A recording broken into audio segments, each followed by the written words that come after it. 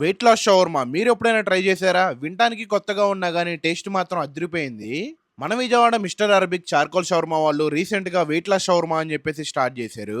For the first time వీళ్ళే మన విజయవాడలో వెయిట్ లాస్ షవర్మా అని చెప్పి స్టార్ట్ చేశారు. ఇక్కడ షవర్మా వచ్చేసి రెగ్యులర్ గా కాకుండా సీజనింగ్ చేసి మరీ ఇస్తున్నారు.